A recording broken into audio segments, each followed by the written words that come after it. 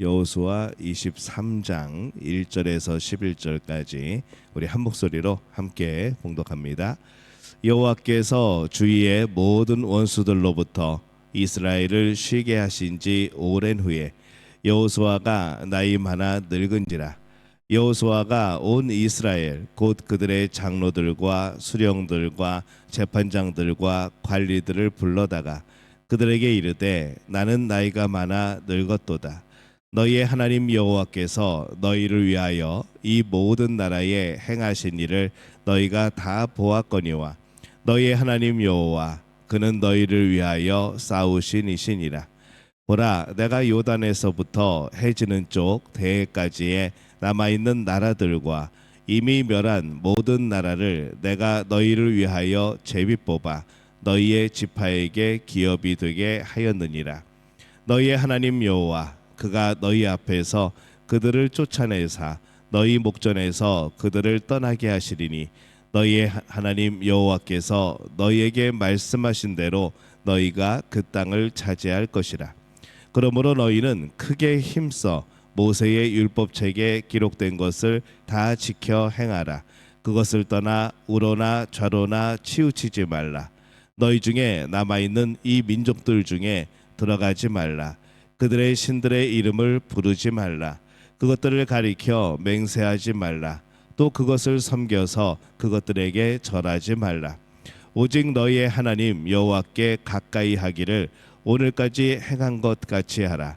이는 여호와께서 강대한 나라들을 너희의 앞에서 쫓아내셨으므로 오늘까지 너희에게 맞선 자가 하나도 없었느니라. 너희 중 한 사람이 1000명을 쫓으리니 이는 너희의 하나님 여호와 그가 너희에게 말씀하신 것 같이 너희를 위하여 싸우심이라. 그러므로 스스로 조심하여 너희의 하나님 여호와를 사랑하라. 아멘. 우리 옆에 분들에게 인사합니다. 하나님이 우리와 함께 하십니다. 한 번 더 인사합니다. 3월도 하나님이 지키십니다. 우리 3월에 우리 전교인 새벽 기도에 또 함께하는 우리 믿음의 가족들에게 하나님이 주시는 놀라운 은혜와 또 보호하심이 함께할 줄로 믿습니다. 오늘 크게 힘써 말씀을 지키자. 힘써 말씀을 지키자. 이 제목을 가지고 함께 말씀을 나누려고 합니다. 우리가 크게 힘써서 해야 될 일이 뭘까 고민을 해보게 됩니다. 근데 오늘 말씀을 보면서 이 오늘 말씀은 여호수아가 그 백성들에게 이제 고별 설교를 하는 내용입니다. 이 고별 설교를 한다는 것은 정말로 하고 싶었던 뭐 여러 가지 그런 일들이 있었겠지만 뭐 모세도 마찬가지고 여호수아도 그랬겠지만은 이 고별 설교는 정말 혼신의 힘을 다해 정말로 하고 싶은 이야기들, 정말 꼭 지켜줬으면 하는 그런 내용, 이제 그런 것을 설교를 하게 되어지죠.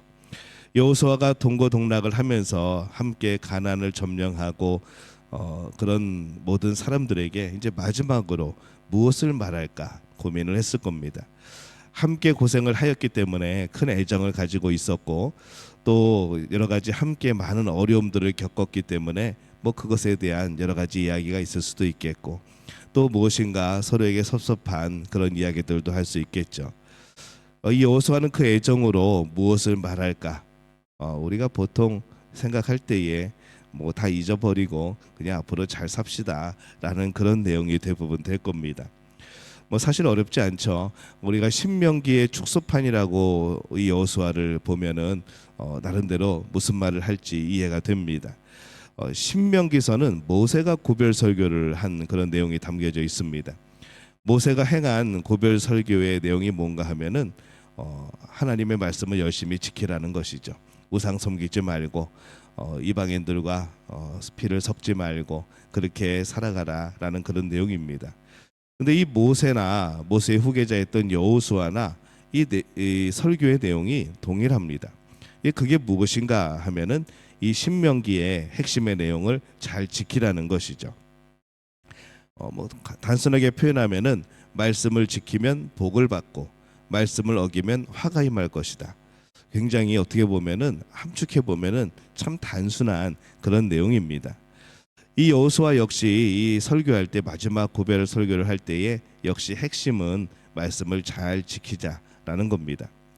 그런데 왜 이렇게 많은 이야기들을 할 수 있을 텐데 앞으로 어떻게 살아가고 어떻게 땅을 일구고 어떻게 큰 나라가 되어지고 뭐 이런 이야기들도 할 수 있을 텐데 그것보다 왜 이렇게 모세나 여호수아가 왜 이렇게 말씀을 지키는 거에 대해서 강조를 할까 생각을 해보는 것이죠. 어, 우리들은 어떤지 모르겠습니다. 여러분들의 개인적인 신앙의 그런 성숙도에 따라서 신앙의 열심에 따라서 이 말씀이 어떤 위치를 차지하고 있는지 그건 제가 잘 모르겠지만은 이 이스라엘 백성에 있어서 이 말씀이라고 하는 것은 거의 생명이었습니다. 말씀을 지키고 지키지 않는 것이 그들의 현실이었다는 것이죠. 말씀을 지키고 살아가는 것 이것이 당면한 그들의 과제였고 매일매일의 고민이었고 매일매일을 살아가는 그런 힘이 되었고 또 매일매일을 또 우리가 지켜가는 그런 마음이었던 겁니다. 그래서 말씀을 지키는 것 이것은 우리가 때로 말씀을 잊어버리고 살 수도 있고 그렇지만은 그건 우리들의 상황이 되어지는 것이고 당시 이스라엘 백성들은 이 말씀이 그냥 생명이라 생각하면은 참 이해하기가 쉽습니다. 오늘날 우리가 힘써 행해야 되는 가장 큰 일도 사실은 말씀을 잘 지켜서 행하는 겁니다. 오늘 말씀의 6절을 한번 보면은 이렇게 기록을 합니다. 함께 읽습니다. 그러므로 너희는 크게 힘써 모세의 율법책에 기록된 것을 다 지켜 행하라. 그것을 떠나 우로나 좌로나 치우치지 말라. 이렇게 말씀을 합니다. 이 여기서 여호수아는 말씀을 어떻게 지키라고 하는가 하면은 크게 힘써 지키라. 크게 힘써 기록된 것을 다 지키라. 이렇게 말씀을 합니다. 그냥 마음에 드는 걸 지키는 게 아니고 마음에 안 들어도 지키는 것이고 그냥 그냥 지켜야겠네 정도가 아니라 크게 힘써서 이 크게라는 것은 범위죠. 나의 삶의 전체에 또 내가 최선을 다하여서 그것을 모든 것을 지켜 행하는 것. 이게 말씀에 대한 우리의 자세이고 또 우리의 현실의 그런 모습이 되어야 됩니다. 여기서 크게라는 것은 최상급입니다. 대단하게 대단히 힘써야 한다는 것이죠. 우리가 할 수 있는 모든 노력을 다 기울여서 말씀을 따라 살아야 된다는 것이 바로 여호수아가 백성들에게 한 그런 마지막 당부입니다. 과연 그러면 우리는 어떤가 생각을 해보죠. 말씀을 지키기 위해서 우리는 어떤 노력을 하는가? 이 말씀을 지키려면은 중요한 것은 말씀을 알아야 지키죠. 인도네시아 와서 제가 운전을 하지만은 이게 한국의 이게 교통법규하고 인도네시아하고 많이 다를 겁니다. 비슷한 부분도 있고 기본 상식적인 것도 있지만은 이 구체적인 내용을 들어가면은 이게 한국과는 좀 다른 면들이 있을 겁니다. 근데 제가 그걸 다 모르거든요. 알아야지 지키죠. 만약에 제가 교통법규를 위반해가지고 경찰이 붙들었을 때에 당신 이거 위반입니다. 그럴 때에 제가 법을 모르면은 싸우게 되는 거죠. 내 생각에는 이게 맞는 것 같은데 왜 내가 위반했다고 그럽니까? 라고 싸우게 되어지는 것이죠. 말씀도 마찬가지입니다. 말씀을 알아야 지키죠. 말씀이 기준이 뭔지 어떻게 하나님이 말씀을 하셨는지 그걸 알아야 우리가 그것을 생각하고 마음에 새기고 지켜갈 수가 있는 겁니다. 그래서 우리는 말씀 묵상을 하는 것이죠. 말씀을 암송도 하고 우리 전번에 인도네시아 친구들 82구절 암송을 막 정말 모션을 해가면서 악센트를 넣어가면서 그렇게 암송을 하는데 그런 말씀들이 마음에 새겨지고 또 기억되어야 그 말씀을 지킬 수 있는 겁니다. 그러면 우리는 그 말씀을 마음에 새기고 또 기억하기 위하여서 어떤 노력을 하고 있는가? 나름대로 열심히 하시는 분들도 있지만 대부분 안 하죠. 얼마나 묵상하고 있는가? 많은 분들이 하고 있지만 대부분 그렇게 노력하지 못합니다. 이 여호수아는 왜 마지막 설교를 하면서 이렇게 말씀을 지키는 것을 강조하고 있는가? 그것이 인생에 있어서 가장 중요하기 때문입니다. 그것이 그 가나안 땅에서 살아남는 가장 중요하고도 유일한 길이기 때문에 그렇게 말씀을 강조하고 이스라엘 백성들은 그 설교를 듣고 아멘하고 그렇게 되어지는 겁니다. 말씀을 지킨다는 것은 그냥 해도 되고 안 하면 아이고 내가 못 지켰네 그렇게 넘어갈 수 있는 것이 사실은 아니라는 것이죠. 우리 삶의 가장 중요한 것, 그 말씀을 지키느냐 지키지 못하느냐에 따라서 그 당시에 이스라엘 백성들은 생과 사가 갈리는 그런 상황에 놓이게 되었습니다. 그래서 우리도 이 모든 것을 다하여서 말씀을 지켜야 되는 것이죠. 우리 그림 하나 볼까요? 예. 예전에 지금은 이제 도남동 미아리고개, 지금은 다 이제 개발이 되어서 아파트가 들어섰는데, 제가 미아리고개 산동네 꼭대기에 살 때에 마당에 저 펌프가 있었습니다. 수동 펌프죠. 처음 보는 친구들도 있을 텐데 그냥 마당에 저러고 꽂혀 있습니다. 그러면은 저기 손잡이를 가지고 열심히 이렇게 왔다 갔다 왕복을 피스톤 운동을 하면은 이제 물이, 지하에 있는 물이 이제 끌려서 올라오게 되어지죠.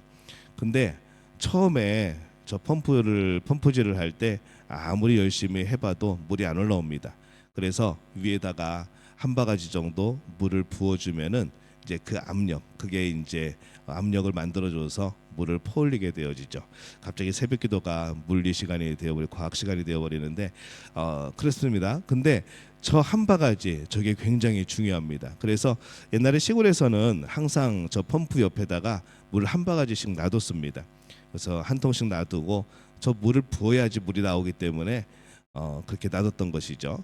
저 위에 한 바가지 물을 뭐라 그러는가 하면은 따라 볼까요? 마중물. 우리 마중 나간다 그러죠. 그래서 마중물이라고 부릅니다. 이 마중 나가는 물이라는 것이죠. 그 물이 있어야 이 물이 딸려 올라옵니다. 요즘에 펌프를, 이제 전기 펌프를 설치해도 마찬가지입니다. 펌프를 다 설치하고 파이프 다 연결하고 그냥 전기 꽂으면은 물이 올라오는 게 아니고 거기에 또 물을 채워줘야 됩니다. 거기 물 채워주는 곳이 있거든요. 거기다 채워줘야지 이제 펌프가 압력이 생기고 작동하면서 물이 나옵니다. 그것도 마중물이 되어지겠죠. 만약에 이 마중물이 없다면은 펌프도 물을 끌어올릴 수가 없습니다. 마중물이 없으면 다른 물이 올라오지 않는 것이죠. 근데 우리 삶에 있어서 이 마중물이 무엇인가 하면은 바로 말씀입니다. 말씀이 있어야 우리 인생의 전체가 하나님이 주신 은혜, 하나님의 사랑, 또 그것이 무엇인지를 알게 되어지고, 이 마중물, 그 말씀으로 인하여서 우리 삶에 하나님의 말씀을 지킬 수 있는 그런 힘들이 생겨나는 것이죠. 이 말씀의 마중물이 없다면은 펌프도 물을 끌어올릴 수 없듯이 우리의 매일매일의 우리의 삶이 말씀과 함께하지 않는다면은 우리도 하나님 나라의 영역까지, 또한 하나님의 통치하심에 경험하기까지 그 삶이 이루어지지 못하는 겁니다. 아마 이 세상의 영역 속에서 그냥 끝나고 말 것이라는 거죠. 그래서 이 말씀을 지켜 행하는 것이 없으면은 우리는 결코 세상에서 우리 마음속에 있는 선한 것들을 이끌어낼 수가 없습니다. 그래서 세상에서 무엇인가를 이루기를 원한다면은 우리는 더욱더 말씀을 지켜 또 힘써 지켜 행하는 그런 사람이 되어야 하는 것이죠. 말씀을 지켜 행하는 것과 무엇이 연결되어 있는가?